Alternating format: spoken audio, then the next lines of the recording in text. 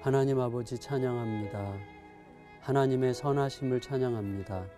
어떤 경우에도 하나님은 선하시고 오르시고 완전하시고 신실하심을 다시 한번 확인하고 감사를 드립니다. 하나님, 저희들은 하나님이 이끄시는 길인 게 분명함에도 불구하고 또 하나님의 약속을 붙들고 가는 길임에도 불구하고 현실의 기근을, 현실의 가뭄과 고통을 만나게 되면 하나님의 신실하심을 혹은 하나님의 우리에 대한 이끄심의 확실함을 의심하게 되는 연약한 자들입니다. 주여 긍휼과 자비를 베풀어 주시옵소서.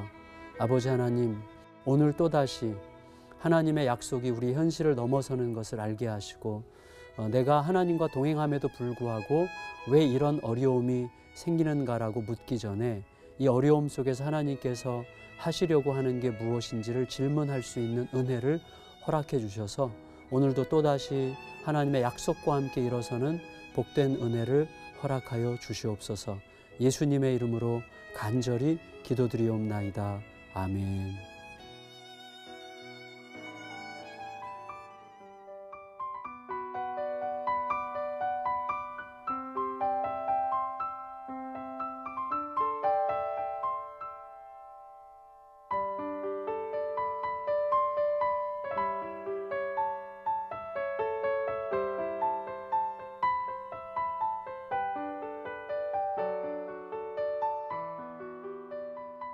기도로 여는 하루, 예수향남교회 정갑신 목사입니다. 오늘도 우리에게 비교적 친밀하고 또 평생 우리가 많이 생각하게 되는 한 인물 아브라함과 관련해서 우리가 생각하면 좋겠습니다. 우리가 과연 무엇을 믿고 오늘을 살아가고 있는가를 우리 자신을 좀 탐색하면서 아브라함을 통해서 도움을 받기를 원합니다. 사실은 우리 자신이 정직하게 고백할 수밖에 없는 것은 우리가 뭔가를 향해서 열심히 달려갈 때 무언가를 믿지 않으면 움직일 수 없죠. 모든 우리의 행동에는 어떤 믿음의 요소들이 들어 있습니다. 그리고 나름대로 하나님이 우리에게 주신 약속과 하나님의 살아계신 현존에 대한 믿음으로 우리가 행한다는 확신을 가지고 움직일 때가 많이 있습니다. 그런데 과연 그 믿음이 제대로 우리 속에서 역사하고 있는 건지, 혹은 그 믿음이 내가 진짜 처음에 시작했던 바로 그 믿음인지, 그러니까 내 안에서 흐려진다는 사실을 우리가 발견할 수 있어야 된다고 생각합니다. 아브라함이 이제 그것을 우리에게 보여주는 상당히 좋은 모델이 된다고 생각이 되는데요. 여러분, 하나님께서 아브라함을 부르셨고 아브라함은 그 부르심에 따라서 약속의 땅을 향해서 갔죠. 참 인간적인 관점에서 한번 생각해 보십시다. 아브라함 시대에 본토 친척 아비집을 떠나서 누군가 나에게 갑작스럽게 나타난 새로운 어떤 하늘의 음성, 하나님의 소리에 의해서 내 인생 전부를 걸고 떠났다고 하는 것은 사실 인간적으로 굉장히 쉽지 않은 일이었을 것입니다. 지금도 이사하는 게 사실은 대단히 귀찮고 쉽지 않은 일이지만 고대 사회에서 이사한다는 것, 그것도 알지 못하는 땅으로, 미지의 땅으로 본토 친척 아비 집을 떠나서 간다고 하는 것은 사실은 생명을 거는 일이었죠. 그러니까 인간적으로 말한다면 엄청난 대가를 치른 거고 엄청난 희생을 감수한 거기 때문에 우리는 내가 희생을 감수하고 대가를 치른 만큼의 기대를 할 수밖에 없는 거죠. 그게 이제 우리들입니다. 그러니까 아브라함이 본토 친척 아비집을 떠날 때 그로 하여금 떠나게 만든 어떤 인간적 요소들, 다시 말하면 아이를 못 낳는 것으로 인해서 그 지역에서 본토 친척 아비집 그 동네에서 어떤 심리적인 위축감을 느끼고 있었고, 그것이 그로 하여금 떠나게 만든, 보다 쉽게 떠나게 만든 요소로 작용할 수 있었을지도 모르겠지만, 사실은 그보다는 떠난다고 하는 것은 무엇을 향해서 떠난다고 하는 것은 하나님의 부르심이 결정적이었죠. 근데 그 결정적인 부르심에 따라서 떠났다고 하는 것은 사실 아브라함에게는 인간적으로는 굉장한 대가 치름이었고, 굉장한 희생이었으리라고 생각할 수 있습니다. 그렇다면 아브라함 속에 모종에 상당한 기대가 있지 않겠습니까? 모든 걸 걸고 떠났습니다. 모든 걸 걸고 아무것도 보장되어 있지 않고 알 수 없는 미지의 땅으로 간 거죠. 오직 보장은 함께 가시는 하나님과 하나님이 주신 약속이죠. 그러니까 하나님과 하나님의 약속에 모든 기대를 걸 수밖에 없는 게 아니었겠습니까? 그러니까 아브라함으로서는 굉장한 기대를 하나님과 하나님의 약속에 둘 수밖에 없습니다. 그런데 우리들이 알듯이 아브라함이 하나님의 약속을 믿고 혹은 하나님의 약속만 믿고 떠나간 그 가나안 땅에 도착했을 때 아브라함을 기다리고 있었던 것은 안타깝게도 약속에 준하는 어떤 보장된 환경이 아니었습니다. 기근이었죠. 그것도 엄청난 기근.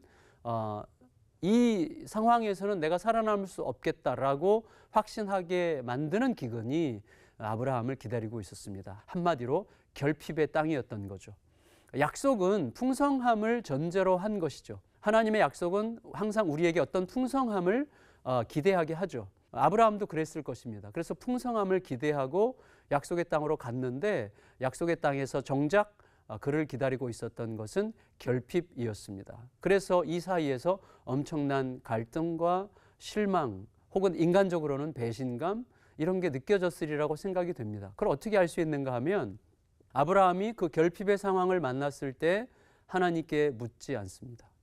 하나님께 묻지 않은 채 자기 스스로 판단해서 애굽을 향해서 떠납니다. 애굽은 어떤 땅이죠? 풍요의 땅이죠.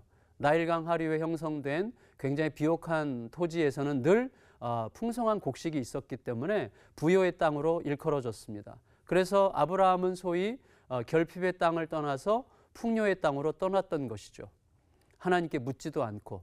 묻지 않는다는 건 뭐죠? 이미 실망했다는 뜻이죠. 마음이 상했다는 뜻입니다. 마음이 상하고 실망하면 묻지 않게 됩니다. 대화가 중단되죠. 그게 불행의 시작이라고 생각합니다. 저는 우리가 믿는다고 할 때 믿음은 질문하기를 멈추지 않는 거라고 확신합니다. 대단히 실망스러울 때, 생각했던 것과 완전히 다를 때, 너무 좌절스러울 때, 또 하나님께 대한 내 기대가 완전히 허물어진 것 같은 상황을 만났을 때도 여전히 질문할 수 있어야만 우리들은 일어설 수 있게 될 것입니다. 이게 너무나 중요하죠. 그런데 아브라함은 질문하지 않았어요. 질문하지 않은 이유는 실망했기 때문이죠. 하나님의 약속에 대한 기대감대로 펼쳐지지 않은 현실 때문에 대단히 큰 실망을 했기 때문일 거라고 우리가 할 수 있겠습니다. 그런데 우리가 이 대목에서 좀 생각해 볼 필요가 있습니다. 뭘 생각해야 되는가 하면 아브라함이 하나님께 묻지 않고 떠났다는 것은 어떤 의미일까요? 하나님께 질문하지 않았다는 것은 어떤 의미의 어떤 두려운 요소가 거기 있는 것일까요? 아브라함이 하나님께 묻지 않고 약속의 땅을 떠나 애굽으로 간 것은 한마디로 결핍을 떠나 풍요로 간 것이 아니라 약속을 떠나 약속 없음으로 간 거죠. 약속의 땅을 떠나 약속 없는 땅으로 간 거죠. 그래서 이제부터 아브라함이 배워가야 될 것은 뭐냐면 결핍이 있느냐 풍요가 있느냐가 아니라 약속이 있느냐 약속이 없느냐를 배워야 되는 시점에 이른 것입니다. 무슨 말인가 하면 결핍이 아니고 풍요가 아니고 약속이 풍요고 약속 없음이 결핍이라는 것을 깨달았어야만 하는 거죠. 그게 믿음입니다. 약속을 따라가는 거죠. 현실이 나에게 어떤 모습으로 비춰지느냐, 현실이 나에게 뭘 말하느냐 보다도 약속이 여전히 나에게 어떤 말을 하고 있느냐가 훨씬 더 중요한 거죠. 아브라함이 풍요의 땅을 찾아서 애굽으로 떠났을 때 묻지 않고 떠났다는 것에는 두 가지 전제가 있을 것입니다. 하나는 뭐겠어요? 약속의 땅에는 이런 종류의 결핍은 기대할 수 없었어. 약속의 땅에는 이런 따위의 결핍은 있으면 안 돼. 라고 하는 자기 생각이 있는 거죠. 이건 대단히 무서운 생각입니다. 왜냐하면 하나님께서 약속하시면 만사가 형통해야만 하는 것은 아니죠. 약속을 따라갈 때 풍랑도 만나고 어려움도 만나고 고통도 만나는 것이죠. 그러나 그 안에서 견디고 질문하게 되면 하나님은 그 고통을 뚫고 새로운 환경 속에서 새로운 믿음을 경험하게 하시고 믿음이 어떻게 역사하시는지를 구체적으로 보게 하실 것입니다. 그래서 견디는 게 중요하고 버티는 게 중요하고 질문하는 게 중요하죠. 그 다음에 아브라함이 묻지 않고 떠났다는 것은 또 어떤 전제가 있습니까? 하나님은 이러한 결핍, 이러한 가뭄 속에서는 나를 지켜주시지 못할 수 있을 거야. 나를 지키지 못할지도 몰라 라고 하는 두려움이 아브라함 속에서 작동했기 때문에 하나님께 묻지 않고 그는 떠났던 것이죠. 이게 굉장히 무서운 것입니다. 다시 말하면 하나님을 내가 판단하는 거죠. 하나님은 이런 분일 거야. 하나님은 이렇게 하실 거야 라는 내 판단을 믿는 거죠. 그러니까 믿음이라고 하는 것은요, 참 미묘합니다. 그래서 하나님께서 이렇게 하실 거야 라고 생각하는 내 믿음을 믿는 건지 아니면 하나님 자신을 믿는 건지에 대해서 우리가 계속 질문하지 않으면 우리도 모르게 자기 자신에게 스스로 속게 되는 경우들이 대단히 많다는 것을 알 수 있게 됩니다. 어쨌거나 아브라함은 이 두 가지, 이 약속의 땅에는 이런 기근 따위는 있으면 안 된다라고 하는 자기 생각, 그리고 하나님은 이 기근에서 나를 지켜주지 못할지도 모른다는 그 생각을 믿었기 때문에 떠난 거죠. 다시 말하면 하나님과 하나님의 약속을 믿기보다는 자기의 생각, 그 하나님의 약속에 준하지 않는 것 같아 보이는 현실에 대한 나의 판단을 믿었기 때문에 떠나가게 된 것입니다. 그게 너무나 두렵고 그게 너무나 무서운 것입니다. 우리의 삶에서도 마찬가지거든요. 바로 내 믿음, 나를 믿는 믿음, 내 판단을 믿는 믿음이 사실은 하나님과 하나님의 약속을 믿는 믿음보다 훨씬 더 강렬하게 작동할 때가 너무 많기 때문에 그렇습니다. 특별히 우리 자녀들에 대해서 그런 경향이 우리들에게 상당히 많다고 생각이 됩니다. 그래서 우리는 때로는 하나님에 대한 나의 의심을 의심해 볼 필요가 있습니다. 과연 내가 하나님께서 주신 약속이 이루어지지 않고 있다고 보여지는 현실에 대한 나의 판단을 과연 믿을 수 있는 건가? 이런 상황에서는 하나님도 나를 지키실 수 없을 거야 라고 생각하는 나의 생각을 과연 믿을 수 있는 건가 라고 나의 의심을 의심해 보는 시간이 우리에게 필요합니다. 그게 바르게 믿고 바른 믿음 위에 서기 위한 굉장히 중요한 과정이 되리라고 생각이 됩니다. 이 아침에 사랑하는 성도 여러분, 이 말씀을 마음에 붙들고 과연 나는 어떤 믿음으로 오늘 하나님 앞에 서서 어떤 믿음으로 하루를 시작하려고 하는가를 깊이 헤아려 보면서 말씀을 가슴에 새기고 하나님 앞에 온전한 믿음을 내 안에서 다시금 분별하여 붙들어 살아갈 수 있게 해달라고 간절히 기도하는 이 아침이 됐으면 좋겠습니다. 말씀을 새기며 함께 하나님 앞에 기도하도록 하겠습니다. 기도합니다.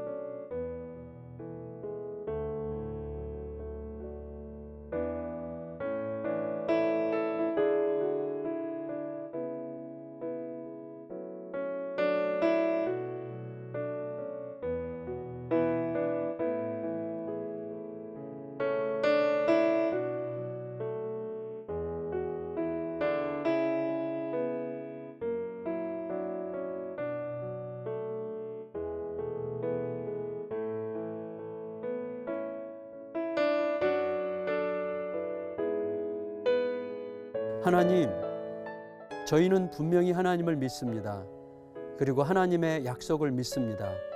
그런데 어느새 나도 모르게 하나님에 대한 나의 판단, 하나님의 약속에 대한 나의 판단을 믿는 모습으로 살아가는 것을 놀랍도록 자주 발견하게 됩니다.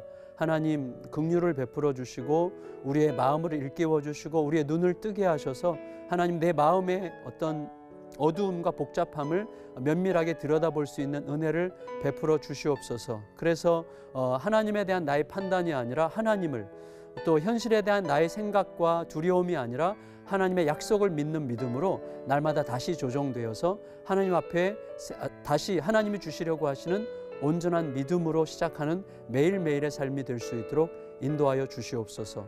존귀하신 예수님의 이름으로 간절히 기도드리옵나이다. 아멘.